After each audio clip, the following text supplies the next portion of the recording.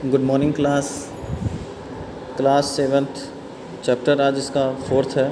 ठीक है, और इसमें आज हम पढ़ेंगे ऊष्मा के बारे में। ठीक है, ऊष्मा के बारे में पढ़ेंगे। जैसे कि हमको ये पता है कि ऊष्मा हमको कहाँ से प्राप्त होती है। सनलाइट से प्राप्त होती है। जब हम लकड़ी जला करके आग सेकते हैं तो वहाँ से हमको ऊष्मा प्राप्त होती है।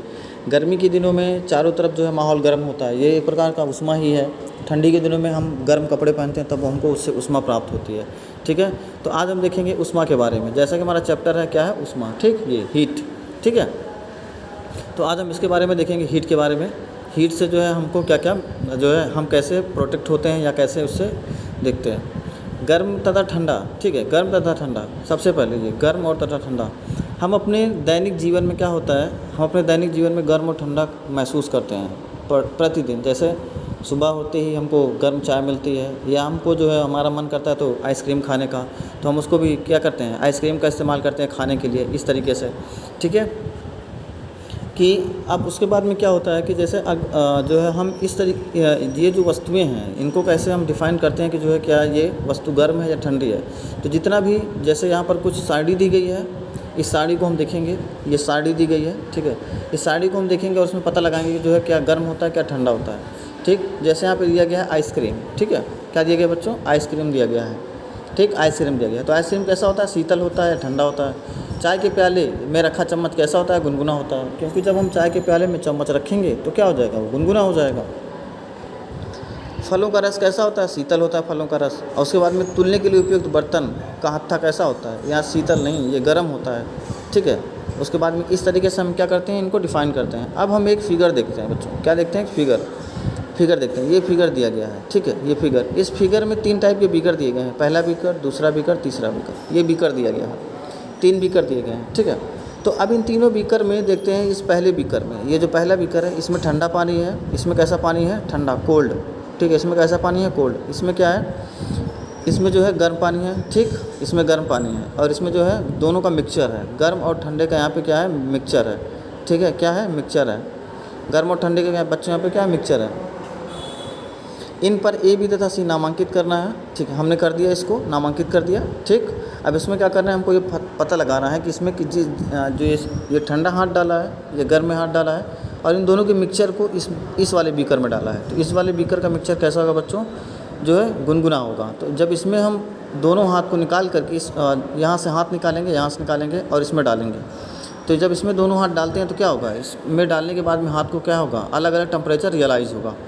ठीक है, इस तरीके से हम क्या करते हैं, टेम्परेचर का पता लगाते हैं। देखो, जैसे ये क्या है बच्चों, ये डॉक्टरी थर्मामीटर है। ये क्या है बच्चों, ये डॉक्टरी थर्मामीटर है। क्या है बच्चों, ये डॉक्टरी थर्मामीटर है। इस थर्मामीटर को देखो, जैसे यहाँ पे 37 पे क्या किया गया है, इसको रेट किया गया है। इधर 36, इधर 38।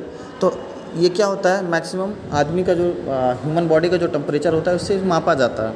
तो लगभग कितना होता है बच्चों, 37 डिग्री होता है। ठीक है, तो क्या है ये डॉक्टरी थर्मामीटर, इससे हम अपने शरीर के क्या होता है, तापमान का पता लगाते हैं। ठीक है, अब आगे देखेंगे।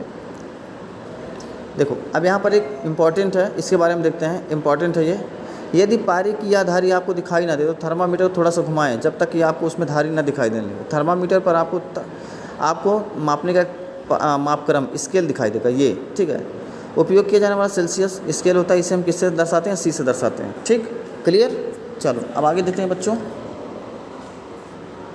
यहाँ से देखते हैं। ठीक है, तापमापन। ठीक है, तापमापन देखते हैं। ठीक है, तापमापन देखो, तापमापन डॉक्टरी थर्मामीटर होता है, डॉक्टरी थर्मामीटर होता है। ठीक है, तो अपने मित्र के साथ सम्मिलित होकर के डॉक्टरी थर्मामीटर का हम क्या करना है, हमको चित्र बनाना है यहाँ से। अब इसको देखते हैं आगे।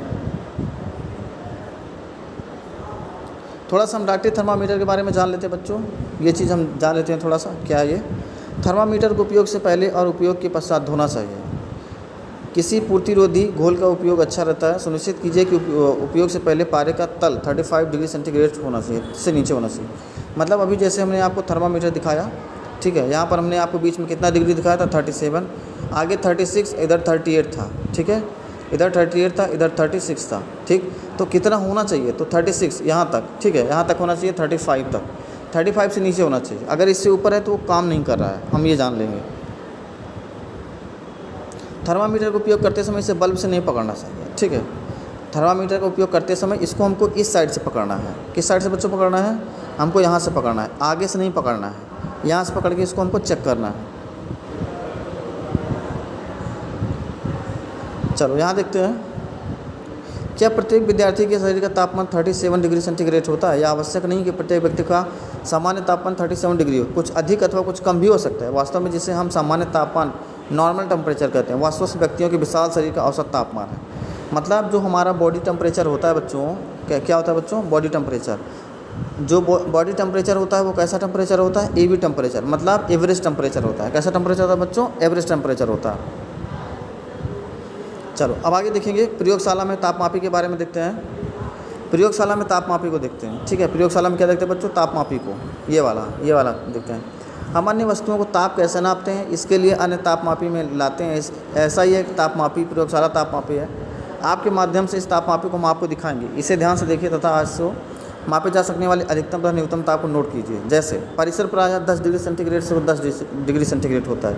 जैसे आपने डॉक्टरी थर्मामीटर में किया था, ठीक उसी प्रकार से तापमापी भी किसी छोटे भाग पर द्वारा दर्शाए गए जाने वाले ताप का मान ज्ञात करना है, ठीक है। देखते हैं आगे देखते हैं बच्चों। ये जो बड़ा थर्मामीटर है इसको देखेंगे ध्यान से, ये बड़ा थर्मामीटर है, ठीक है। इसको देखेंगे ध्यान से, ये जो बड़ा थर्मामीटर है ये तापमापी होता है, ठीक है। इसी को तापमापी बोलते हैं। अब क्या कह रहा है, अब यहाँ पे देखेंगे ऊष्मा का स्थानांतरण, ये वाला, ये थोड़ा इसके बारे में जान लेते हैं। ये क्या है इसके बारे में? तापमापी के पारे के प्रयोग के विषय में अनेक चिंताएं हैं। पारा एक विषाक्त पदार्थ है और यदि तापमापी टूट जाए तो उसका निपटान अत्यंत कठिन है। आजकल अंकीय तापमापी डिजिटल थर्मामीटर उपलब्ध है जिनके पारे का उपयोग नहीं होता है। तो अगर ये कहा जाए कि किस थर्मामीटर में पारे का उपयोग नहीं होता है, किस तापमापी में पारा नहीं लगाया जाता है, पारा का उपयोग नहीं होता है, पारा का उपयोग नहीं होता है, ठीक है। किस तापमापी में पारे का उपयोग नहीं होता है बच्चों? तो कैसी तापमापी है? डिजिटल तापमापी है। कौन सी तापमापी है बच्चों? ये डिजिटल तापमापी है, ये वाला, ठीक। क्लियर? आई होप आप इसे समझ लिए होंगे। आज के लिए बच्चों इतना ही रखते हैं और उसके बाद में इसका नेक्स्ट पार्ट जो है कल भेज दिया जाएगा और आपका PDF भी डाल दिया जाएगा। आज के लिए इतना ही। Thank you.